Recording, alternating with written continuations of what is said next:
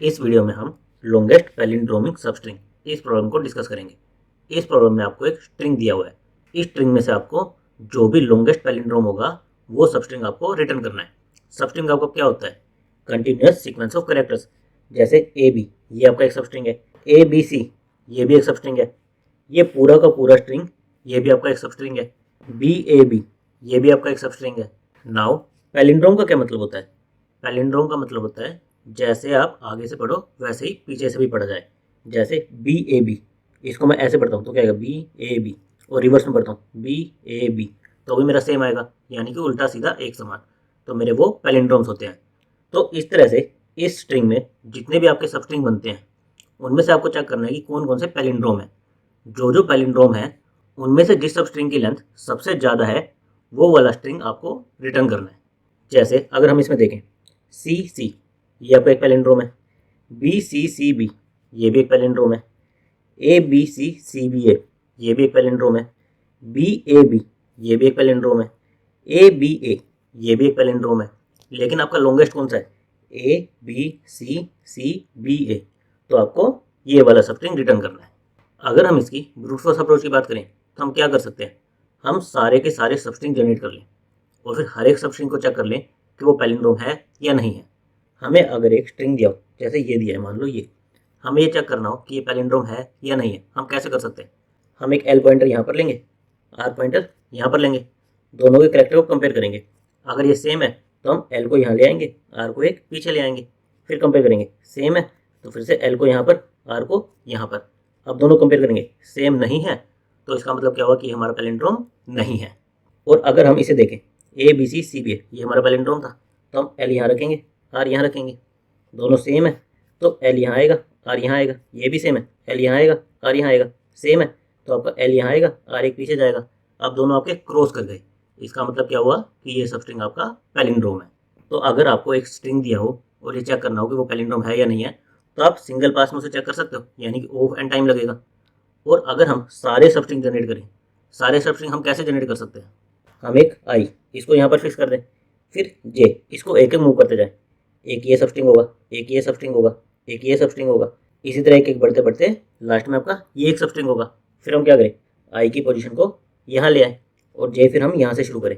एक ये सबस्ट्रिंग होगा, फिर यहाँ से इतना होगा, फिर बी से सी इतना होगा, फिर बी से एंड तक एक इतना सबस्ट्रिंग होगा।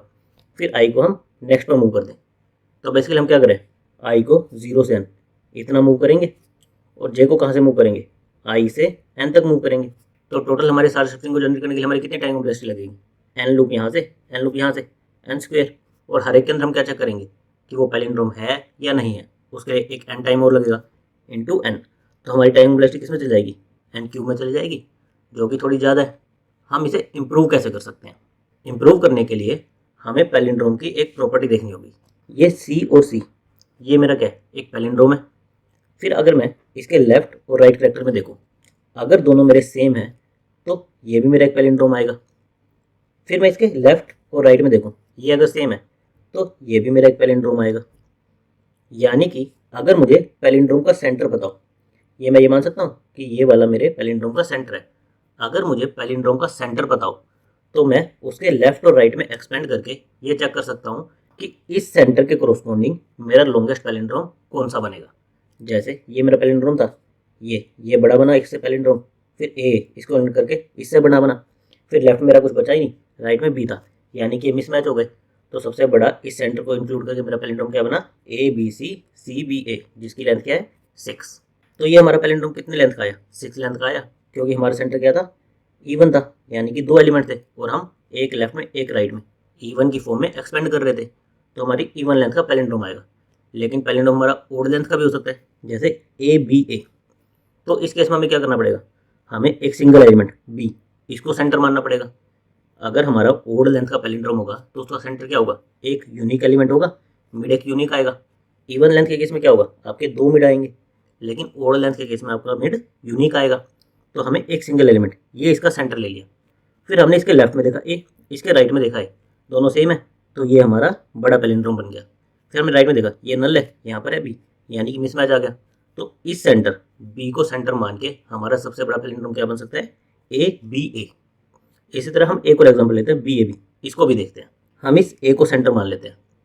अब इसके लेफ्ट में देखते हैं बी, राइट में देखते हैं बी, हमारा सेम है तो हमारा पैलिंड्रोम इतना हो जाएगा।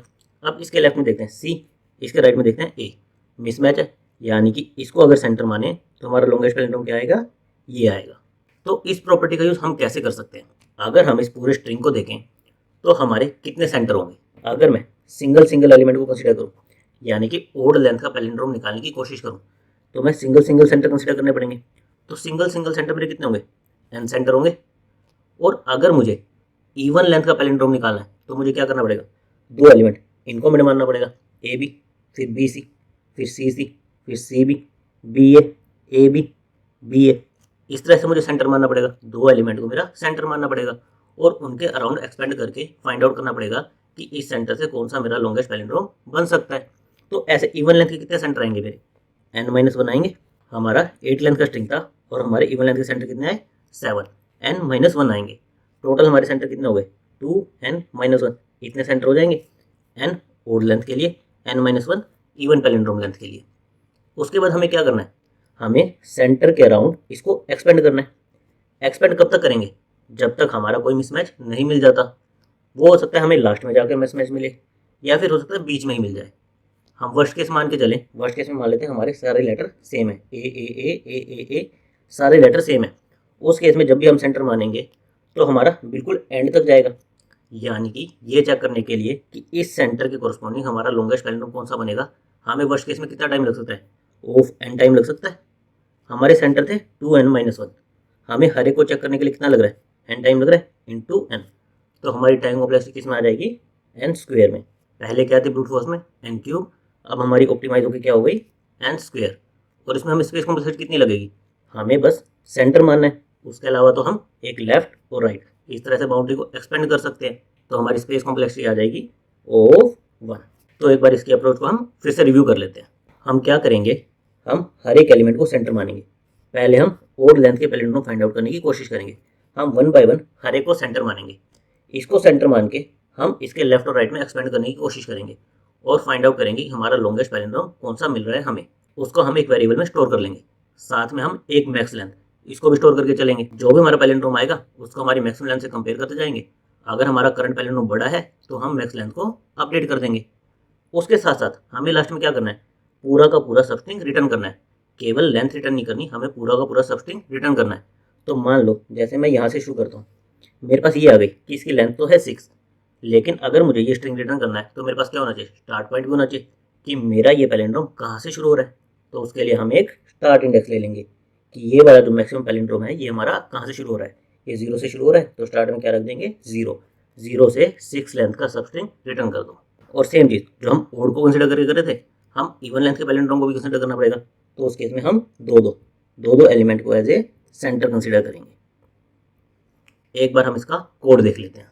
कोड में हमें क्या है, एक स्ट्रिंग दिया हुआ है, हमने एन में स्ट्रिंग की लेंथ स्टोर करा ली। फिर हमें क्या चाहिए था हमारे आंसर के लिए, एक तो लेंथ चाहिए थी कि कितना मैक्सिमम लेंथ हो सकता है हमारे पैलिंड्रोम का, और एक हमें स्टार्ट पॉइंट चाहिए था। तो हमने दो वेरिएबल ले लिए, मैक्स लेंथ और स्टार्ट। और मैक्स लेंथ को हम 0 से भी इनिशियलाइज कर सकते हैं, लेकिन हमने 1 से कर दिया।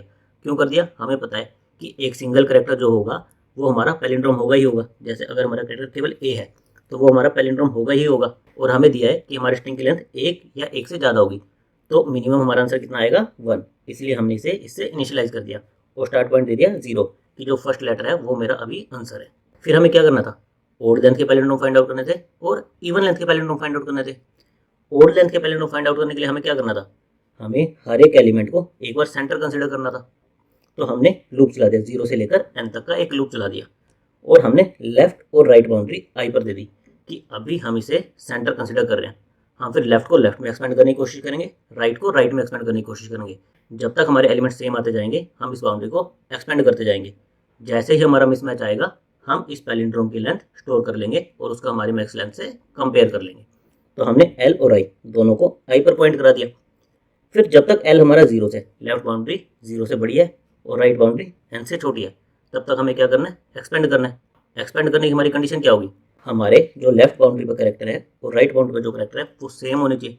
सेम है तो हम क्या करें, एल माइनस माइनस एल को एक्सपेंड करें, R plus plus right boundary को एक एक्सपेंड करें। अगर ये सेम नहीं है तो क्या होगा, हमारा मिसमैच आ गया, हमें यहीं पर स्टॉप करना है। तो हम इस लूप से ब्रेक कर जाए। ब्रेक करने के बाद हमें क्या करना था, इसकी लेंथ निकालनी थी। तो हमने r minus L plus one इसकी लेंथ निकाल ली जो हमारा करंट पैलिंड्रोम आया है। इसको हमने मैक्स लेंथ से कंपेयर कर लिया। अगर ये बड़ा है तो हमने मैक्स लेंथ को इससे अपडेट कर दिया, और ये कहाँ से स्टार्ट हो रहा है वो चीज़ हमने अपडेट कर दी, एल प्लस वन यहाँ से शुरू होगा, क्योंकि जब तक मैच करते जाएंगे तो मैं माइनस माइनस करता जाऊँगा। फर्स्ट मिस मैच आएगा मेरा, तो मैं यहाँ से ब्रेक कर गया, यानी कि एल मेरा अभी जो मेरा पैलिंड्रोम का स्टार्ट पॉइंट था उससे एक पहले पॉइंट कर रहा है, इसलिए एल प्लस वन मैंने स्टार्ट और मैक्स लेंथ को स्टोर कर लिया। अब सेम काम मुझे इवन लेंथ के लिए करना है। अभी मैंने क्या किया था, सिंगल एलिमेंट को एज ए मिड माना था, तो उससे क्या होगा, मेरे ओड लेंथ के पैलिंड्रोम्स आएंगे। सेम मुझे इवन लेंथ के पैलिंड्रोम भी निकालने हैं। उस केस में मुझे क्या करना पड़ेगा, मेरी लेफ्ट बाउंड्री आई पर राइट बाउंड्री आई प्लस वन, मुझे दो मिड एलिमेंट को सेंटर मानना पड़ेगा। तो एक लेफ्ट मानूंगा आई पर, राइट मानूंगा आई प्लस वन पर, बाकी तो मेरा काम सेम ही रहेगा। मैं इनको कंपेयर करूंगा, बाउंड्री को एक्सपेंड करूंगा अगर सेम है, अदरवाइज ब्रेक करूंगा, करंट लेंथ निकालूंगा, मैक्स से कंपेयर करूंगा और इसको स्टोर करूंगा। बाकी पूरा का पूरा कोड मेरा सेम रहेगा, बस लेफ्ट आई और राइट आई प्लस वन इससे रिप्लेस हो जाएगा। ये हमारा even length palindrome find out करने के लिए कोड है। हमने लूप चलाया, एल को आई पर रखा, आर को आई प्लस वन पर रखा। हम दो एलिमेंट्स को एज ए सेंटर कंसिडर कर रहे हैं। फिर हम लेफ्ट और राइट बाउंड्री को एक्सपेंड करने की कोशिश कर रहे हैं। सेम है तो एक्सपेंड करो, अदरवाइज ब्रेक कर जाओ। उसके बाद इसकी लेंथ निकालो, मैक्स से कंपेयर करो और मैक्स और स्टार्टिंग पॉइंट को स्टोर कर लो। इस लूप के खत्म होने के बाद हमारा क्या होगा, हमारी मैक्स लेंथ और उसका स्टार्टिंग पॉइंट हमारे पास आ जाएगा। हमें रिटर्न क्या करना है, पूरा का पूरा सबस्ट्रिंग रिटर्न करना है।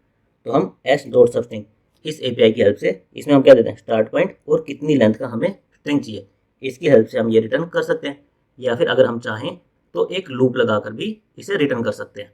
और इसकी हमारी टाइम कॉम्प्लेक्सिटी क्या आ रही थी, एन स्क्वायर, और स्पेस कॉम्प्लेक्सिटी क्या आ रही थी, ओ वन। Thank you guys.